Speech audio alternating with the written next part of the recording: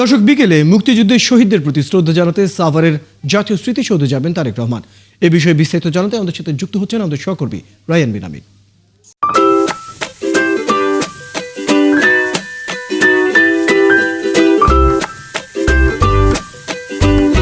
From Nestlé. Rayan Bin Amin, জাতীয় স্মৃতিসৌধের এলাকায় তারেক রহমানের আগমন উপলক্ষে কি ধরনের নিরাপত্তা ব্যবস্থা নেওয়া হয়েছে এবং সাভারের নেতাকর্মীদের কেমন প্রস্তুতি দেখছেন?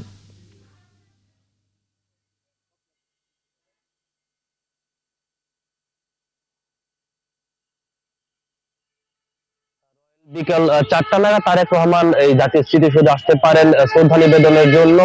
আর ইতিমধ্যে সাভারের নেতাকর্মী আমরা যেটা জানতে পেরেছি, দুপুর 12টা নাগাদ এখানে তারা জড়ো হবে। সাভার, আশুলিয়া, ধামরাই, মানিকগঞ্জ সহ আশপাশের যারা নেতাকর্মী আছেন তারা এখানে আসবেন। স্মৃতিসৌধের বাইরে তারা অবস্থান নেবেন। এর বাইরে আমিনবাজার থেকে এই স্মৃতিসৌধ অর্থাৎ নবীনগর এলাকা পর্যন্ত রাস্তার দুপাশে কিন্তু নেতাকর্মীদের সরব উপস্থিত থাকবেন বলে আমরা জানতে পেরেছি। আর স্মৃতিসৌধের নিরাপত্তার যে বিষয়টি আমরা আপনারা যদি দেখাই, ইতিমধ্যে কিন্তু পুরো স্মৃতিসৌধ এলাকা ঝাড়ু দিয়ে পরিষ্কার করা হয়েছে। ভোর থেকেই এই কাজটি শুরু হয়েছে এবং পুলিশের বেশ কয়েকটি ইউনিট কিন্তু ইতিমধ্যে উপস্থিত হয়েছে। র্যাবের বোম ডিসপোজাল ইউনিট এসেছে, ডগ স্কোয়াড এসেছে এবং তারা এরপর থেকে পুরো স্মৃতিসৌধের নিরাপত্তার বিষয়টি নিয়ে। এর বাইরে পুলিশের ঊর্ধ্বতন কর্মকর্তারা, জেলা পুলিশের ঊর্ধ্বতন কর্মকর্তারা উপস্থিত হয়েছে। তবে পুলিশ সুপার কিছুক্ষণ পর এখানে উপস্থিত হবেন বলে আমরা জানতে পেরেছি।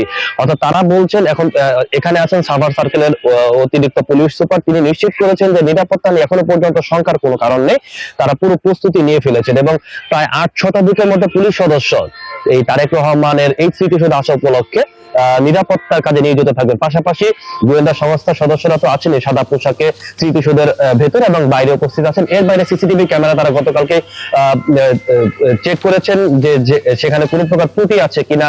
তারা নিশ্চিত করেছেন যে এখনো পর্যন্ত নিরাপত্তা থেকে শুরু করে তারেক রহমানের এই স্মৃতিসৌধে আসা পর্যন্ত সার্বিক যে ব্যবস্থাপনা, সেই ব্যবস্থাপনায় তারা বলছেন কোনো প্রকার কমতি তারা রাখছেন না। রয়েল, ধন্যবাদ রায়ান বিন আমিন। খবর রাখতে থাকুন। দর্শক, আমাদের সাথে আমাদের সহকর্মী রায়ান বিন আমিন সাভার থেকে যুক্ত ছিলেন, জানাচ্ছিলেন আজ বিকেলে তারেক রহমানের সাভারের স্মৃতিসৌধ ভ্রমণের যাওয়ার যে বিষয়, সেই বিষয়ে আমরা সর্বশেষ তথ্য জানছিলাম।